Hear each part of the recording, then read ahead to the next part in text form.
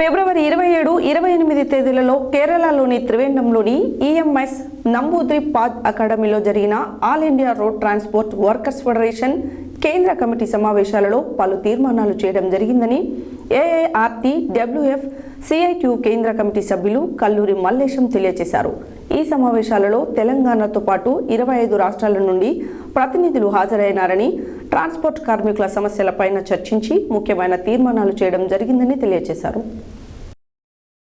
ఫిబ్రవరి 27, 28 తేదీల్లో కేరళలోని త్రివేంద్రంలోని ఈఎంఎస్ నమ్రూదీపాద్ అకాడమీలో జరిగిన all India road transport workers federation కేంద్ర కమిటీ సమావేశాలలో పలు తీర్మానాలు చేయడం జరిగింది. ఏఆర్టీడబ్ల్యూఎఫ్ సిఐటియు కేంద్ర కమిటీ సభ్యులు కల్లూరి మల్లేశం తెలియజేశారు. ఈ సమావేశాలలో తెలంగాణతో పాటు 25 రాష్ట్రాల నుండి ప్రతినిధులు హాజరయ్యారని, ట్రాన్స్పోర్ట్ కార్మికుల సమస్యలపైన చర్చించి ముఖ్యమైన తీర్మానాలు చేయడం జరిగిందని తెలియజేశారు. తెలంగాణ రాష్ట్రం నుండి కార్యక్రమాల రిపోర్ట్ను కేంద్ర కమిటీ సభ్యులుగా కల్లూరి మల్లేశం ప్రవేశపెట్టడం జరిగిందని ఆయన పేర్కొన్నారు.